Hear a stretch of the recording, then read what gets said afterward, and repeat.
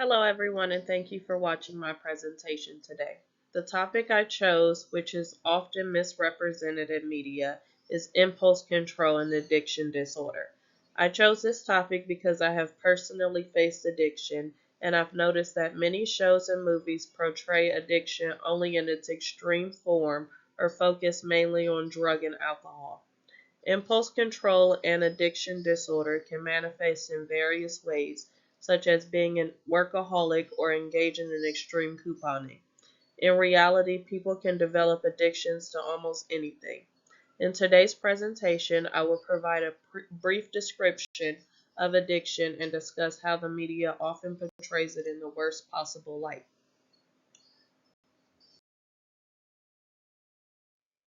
Impulse control and addiction are psychological disorders characterized by irresistible urges to engage in risky behaviors or become dependent on certain substances.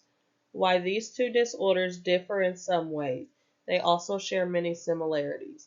Both conditions disrupt the brain's reward and decision-making circuits, particularly in the frontal cortex, leading the brain to reward harmful behaviors.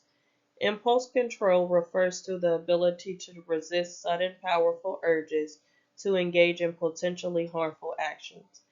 Common types of impulse control disorders are shown on the screen.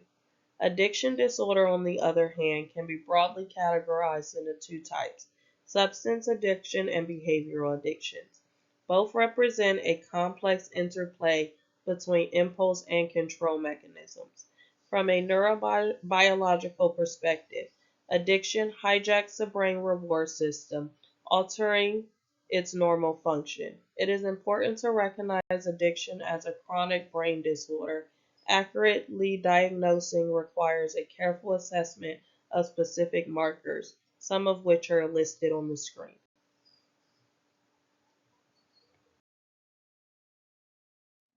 There are many examples of impulse control and addiction depicted in the media, but not all of them are accurate or helpful representation.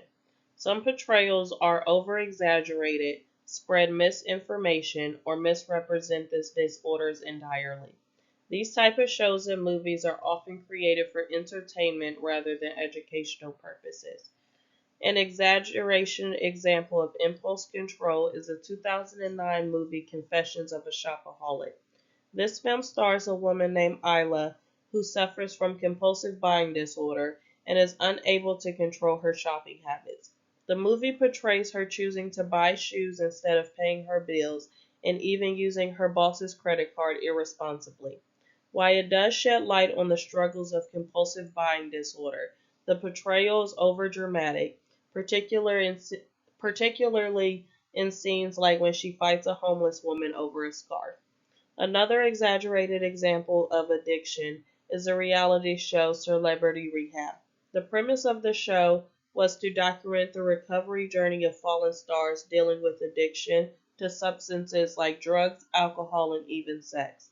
However, the show often focused heavily on dramatic moments, such as behind-the-scene arguments among cast members, rather than providing a realistic or educational look into addiction and recovery.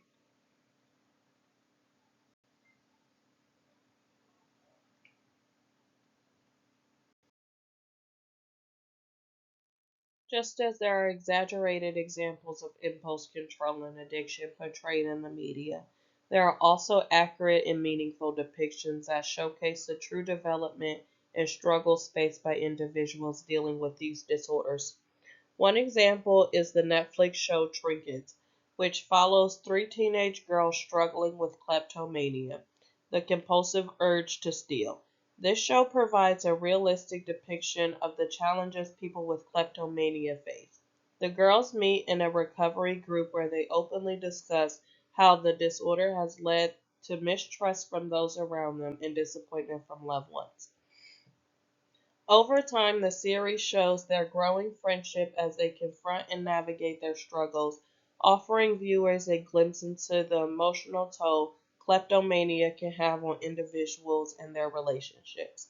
Another excellent portrayal is MTV's True Life, which aired from 1998 to 2007. Each episode focused on a specific topic such as addiction, schizophrenia, or impulse control disorder, and followed the lives of different individuals as they manage these challenges. The show provided an unfiltered and raw perspective on mental health struggles, representing them in one of the most authentic lights seen on TV. A third compelling example addresses alcohol addiction in a fictional series, Shameless. The show follows the Gallagher family, with the father Frank portrayed as a severe alcoholic.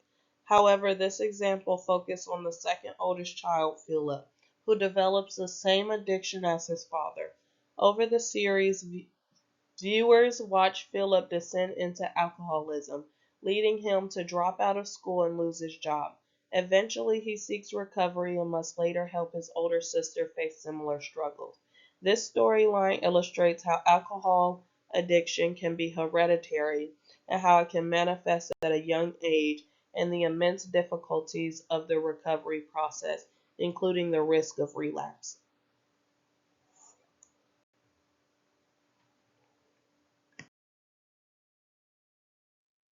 Television is a powerful tool for shaping societal norms and beliefs.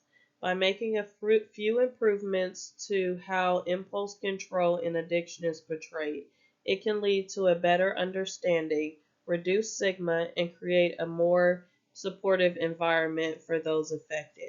One way to improve these representation is for writers to collaborate with real-life addiction specialists and individuals who have lived through these experiences, allowing for a more realistic and nuanced understanding of the disorder, avoiding harmful stereotypes and misinformation. Another improvement is to show addiction and impulse control disorders in a diverse way, reflecting on how they affect people from various backgrounds, races, cultures, and age groups, moving away from the over stereotypic storylines, making the narrative more relatable to a broader audience. Finally, it is an essential to depict all sides of recovery, including the challenges, setbacks, and the importance of a strong support system, showing how family, friends, and therapy play a critical role in the recovery process.